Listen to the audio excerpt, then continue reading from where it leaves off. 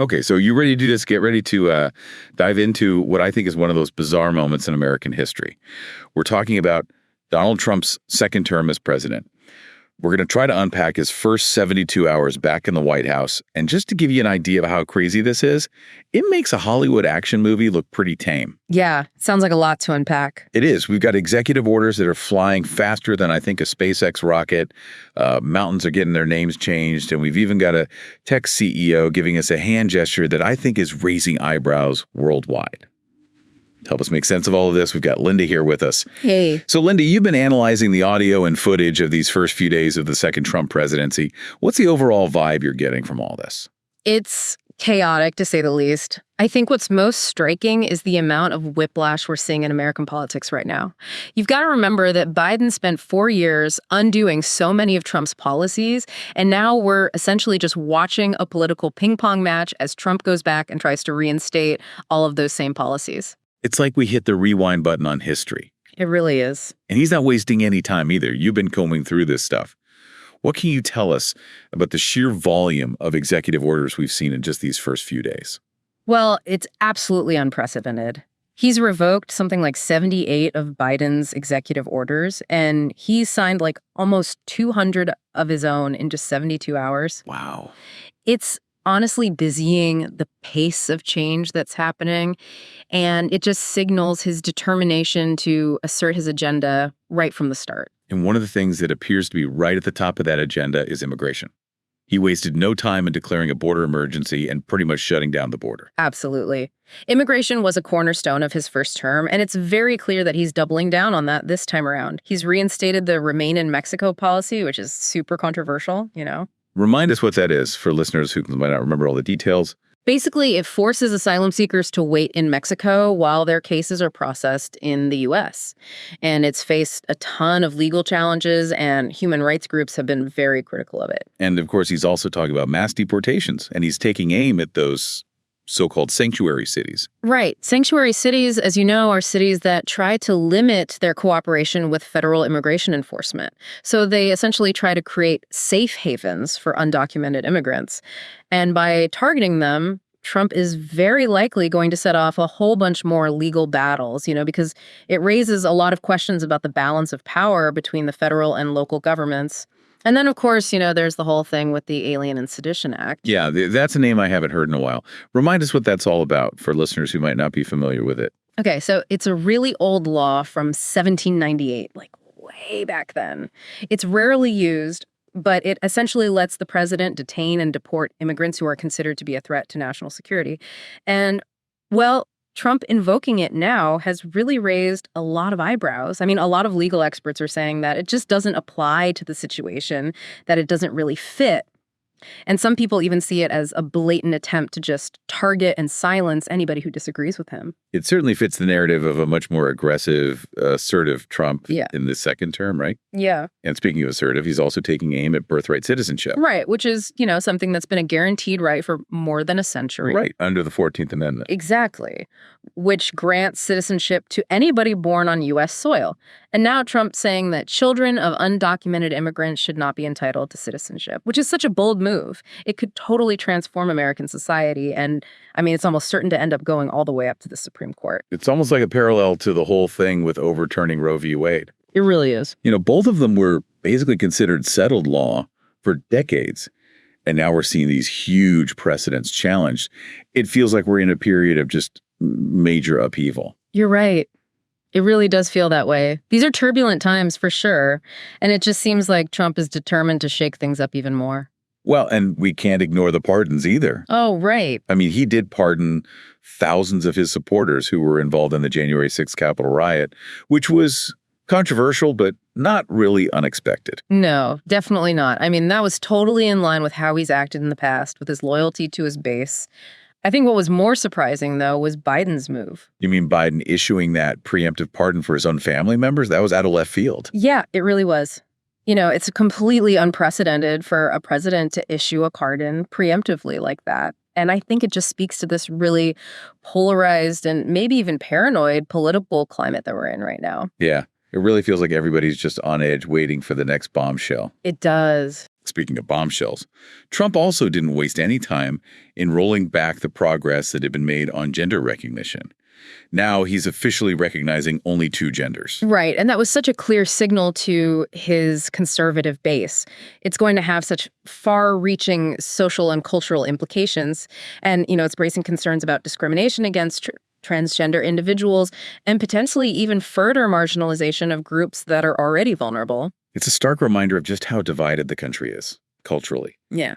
While we're on the topic of divides, let's talk about his decision to withdraw from the World Health Organization and the Paris Climate Agreement. Those were huge moves on the global stage. They were, and they really generated a lot of criticism from both allies and adversaries. These are global issues that need international cooperation, And I think that by pulling out of these agreements, Trump is signaling a pretty clear America First approach, where he prioritizes domestic interests over any kind of global collaboration. You could even call it isolationist? You could. So what about all those symbolic gestures, Linda? Like renaming Denali back to Mount McKinley and renaming the Gulf of Mexico to the Gulf of America. I mean, come on. Oh, that's classic Trump. He just loves those grand symbolic gestures that get everyone talking. And while they might seem kind of comical on the surface, they do feed into that whole America First narrative that we were just talking about. That idea that he's asserting American dominance. It's like he's trying to create his own reality, his own version of America, regardless of facts or global realities. It is it's almost like he's crafting a narrative, a story, and he's using all of these symbolic gestures to try to reinforce that story. And it's interesting because while everybody's focusing on all of these really headline-grabbing moves, he's quietly pushing through other policies that might not be so popular, things like tax cuts for the wealthy. Right, and that's a good point. I mean, it's a classic magician's trick, right? Distract the audience with one hand while you're doing something else with the other. And it's a tactic that's definitely worked for him before. And then there's his whole focus on domestic energy production. Yeah. Drill. Baby drill. He's back with a vengeance. He's even talking about reversing incentives for electric vehicles. It's like he's trying to turn back the clock on any progress we've made environmentally. Definitely. He is prioritizing those traditional energy sources and emphasizing American energy independence. So again, you see that America First agenda popping up, focusing on bolstering domestic industries, even if it means potentially harming the environment. Well, and it's all consistent with his campaign rhetoric, for sure. It remains to be seen, though, how these policies are going to play out in the long run, right? Yeah. What about Ukraine, Linda? Because it was noticeably absent from his inaugural address, which is strange because in the past, he's promised to end that conflict quickly. It is strange. It's a significant omission. And a lot of people are puzzled by it. Because, on one hand, he has appointed a special envoy to Ukraine, and he's even threatened new sanctions against Russia.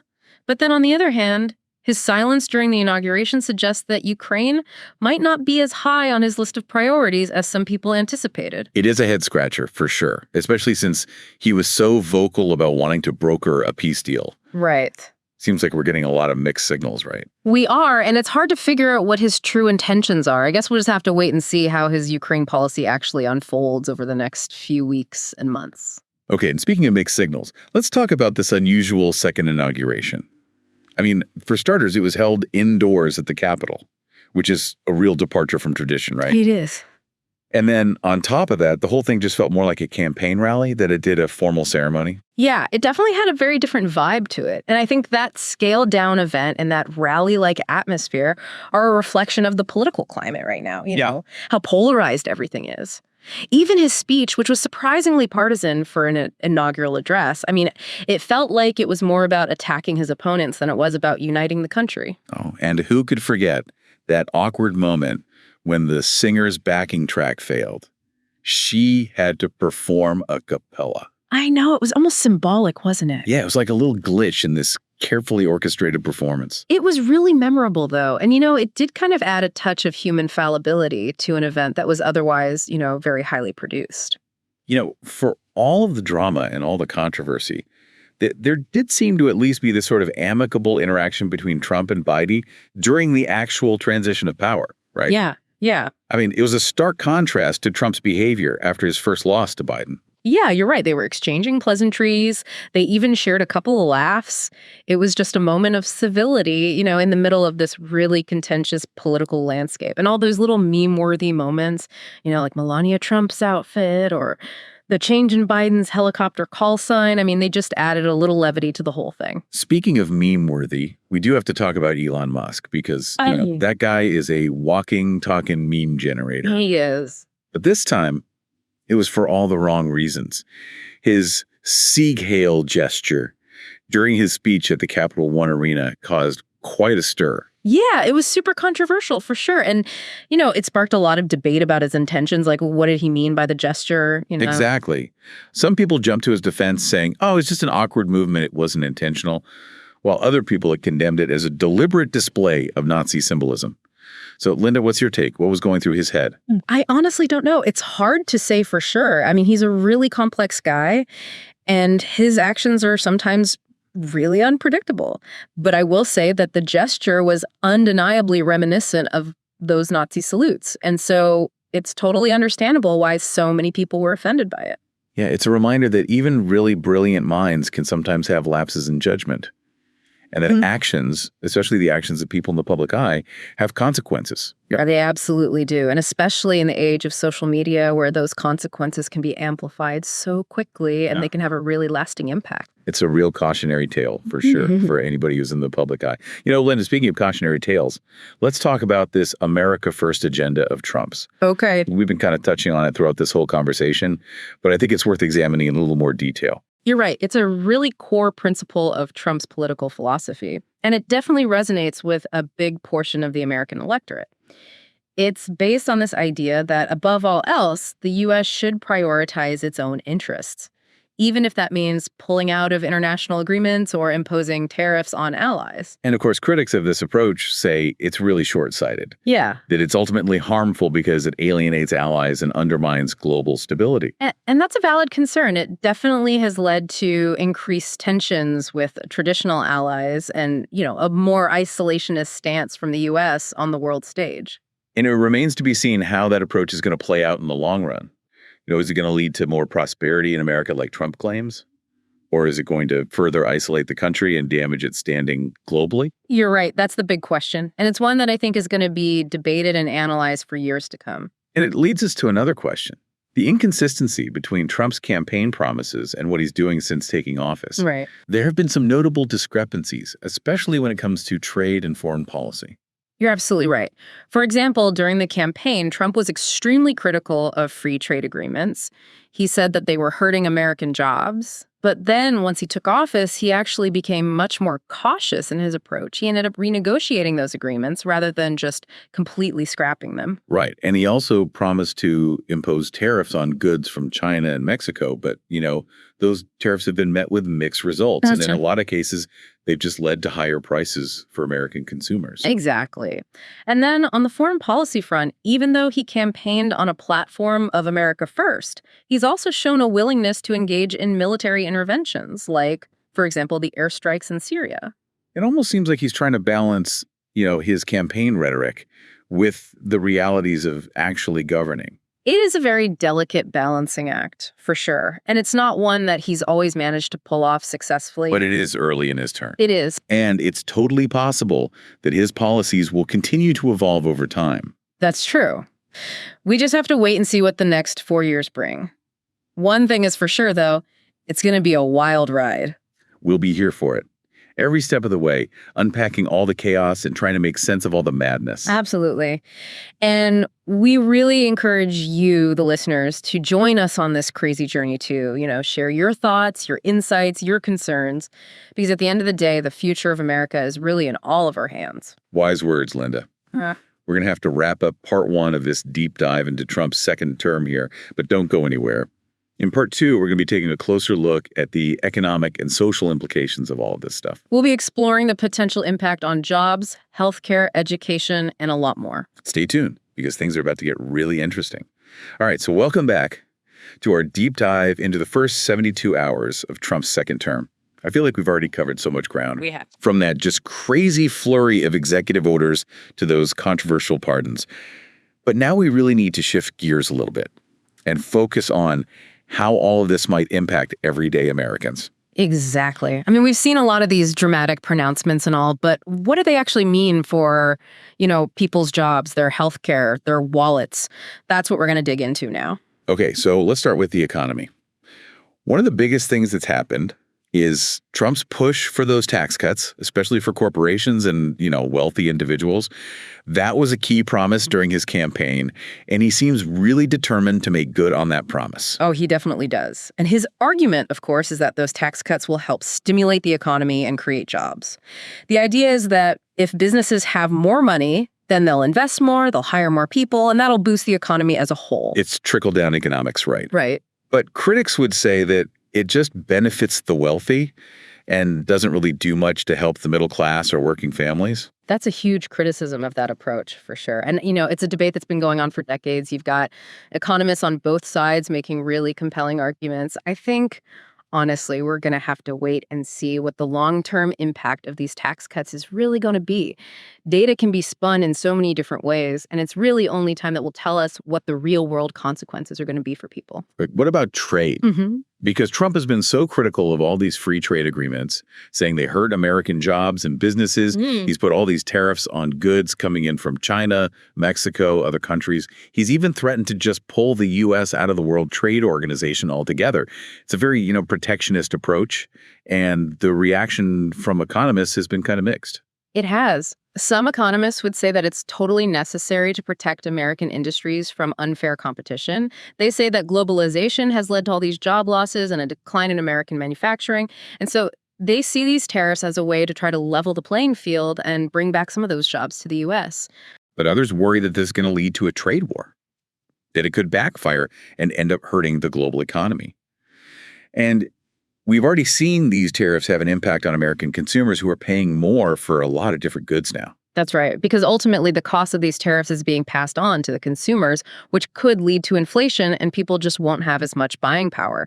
So even though the intention might be to protect American jobs, the risk is that you end up hurting American consumers. Okay, so let's move on to the social implications of some of these policies. One of the most contentious areas has been Trump's stance on immigration.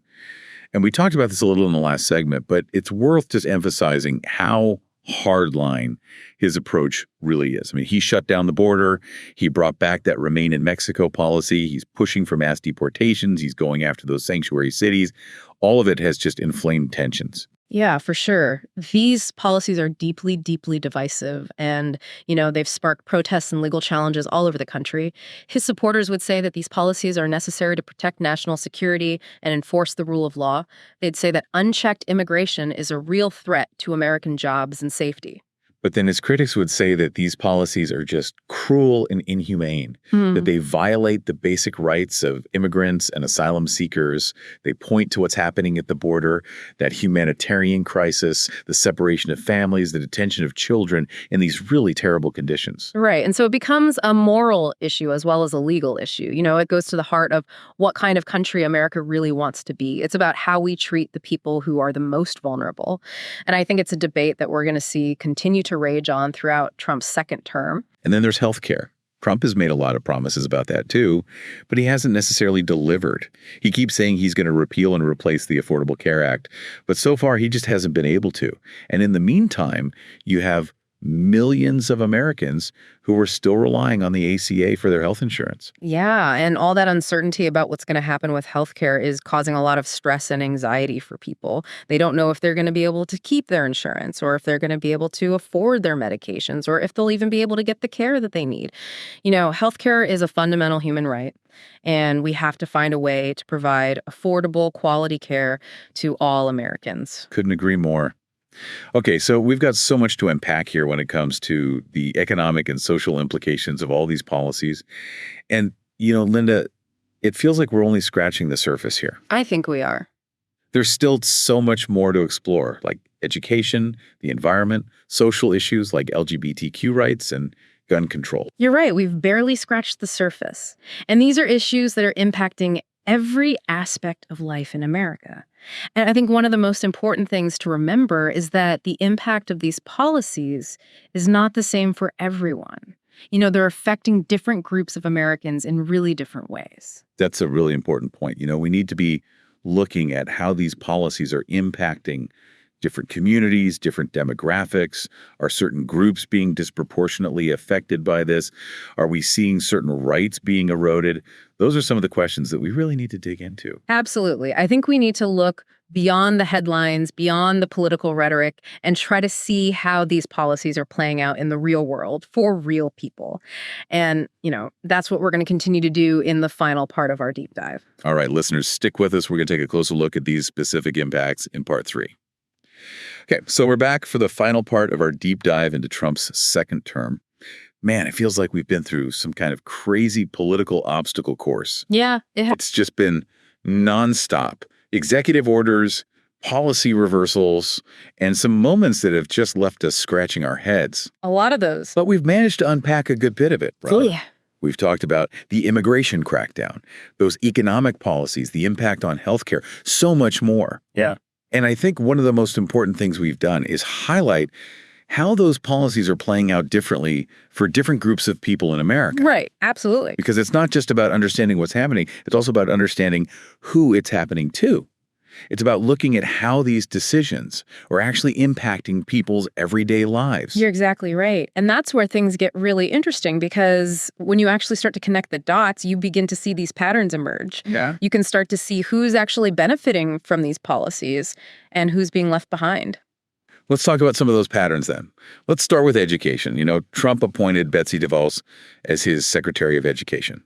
And she's been a really controversial figure from the very beginning. Oh, yeah, for sure. She's a really strong advocate for school choice and charter schools. She is. And her critics would say that her policies are actually undermining public education and making inequality even worse. Right. They argue that she's basically prioritizing private interests over the needs of public schools, and that those voucher programs that she's so fond of are draining resources away from these school districts that are already struggling. It's worth noting, too, that DeVos comes from a really wealthy family, and she's had very little personal experience with public education herself. Right. So her critics see her as being really out of touch with the reality that most students and teachers in America are dealing with. Yeah, that's true. And it's just another example of how Trump's policies often seem to be helping those who are already privileged while potentially harming the people who are most in need.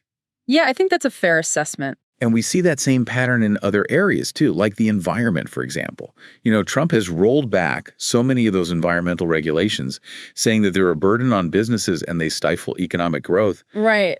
He pulled the U.S. out of the Paris Climate Agreement. Huge move. Which was, that big global effort to try to combat climate change. It was. And he's opened up all this public land to drilling and mining, which has made environmental groups and scientists really angry. And understandably so. They argue that those actions are just reckless and short-sighted. They say he's putting profits ahead of the health of the planet and the well-being of, future generations. And again, you see that disconnect between who benefits in the short term and who's going to end up paying the price in the long run. Exactly. The fossil fuel industry might be celebrating Trump's deregulation, but, it's our kids and grandkids who are going to have to deal with the consequences of climate change. Okay, so let's shift gears a little bit here and talk about some of the social issues.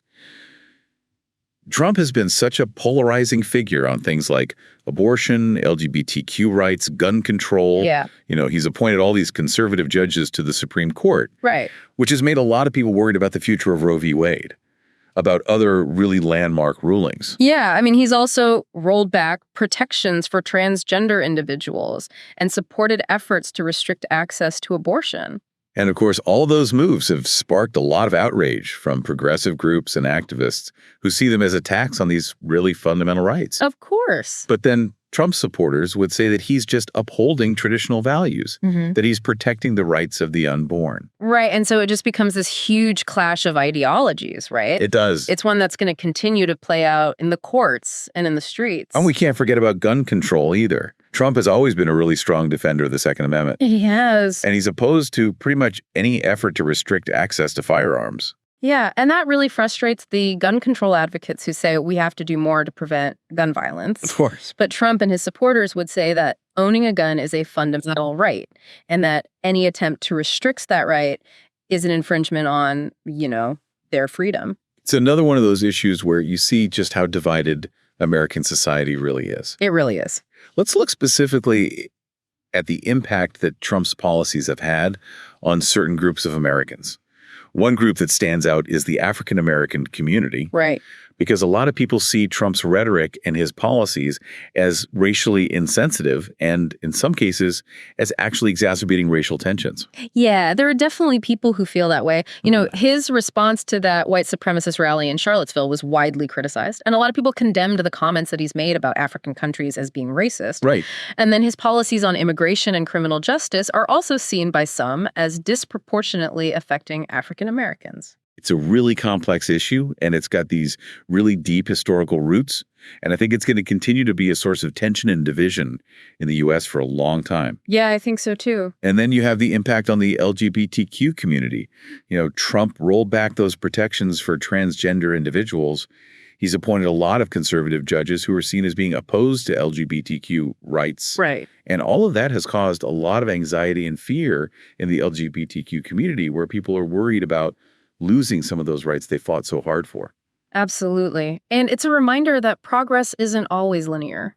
Rights can be taken away just as easily as they can be given. And that makes it really important for us to stay vigilant about protecting the rights of all Americans, regardless of their sexual orientation or their gender identity. I totally agree. Equality and justice are some of our most basic values, and we can't let those be eroded. So, Linda, as we wrap up this whole deep dive, I keep coming back to this one question. What does it all mean? What does this crazy whirlwind of activity, this constant stream of controversy, tell us about where American democracy is right now? I think that's the question we all need to be asking ourselves right now. I think what we're seeing is just this deepening of the divides that were already there. There's this rise in polarization, this decline in civility. There's this fundamental disagreement about what it means to be an American. And the stakes just feel so much higher than they've ever been before. They do. The decisions that are being made right now, they're going to have ripple effects for years to come, maybe even decades. They absolutely will. And it's up to every single one of us to stay informed, to stay engaged, to stand up for those values that we believe in. Because this is our democracy. It is. And it's up to us to decide what his future is going to look like. You're exactly right. So keep asking those tough questions, keep challenging those assumptions, and keep fighting for a better tomorrow. Well said, Linda. Well said. On that note, we're going to wrap up this deep dive. Thanks so much for joining us on this journey. It's been my pleasure. And remember, listeners, the conversation doesn't end here. Keep digging, keep exploring, keep pushing for a more just and equitable world for everyone. I second that. And that's a wrap on this episode of The Deep Dive. We'll be back soon with another deep dive into a topic that matters.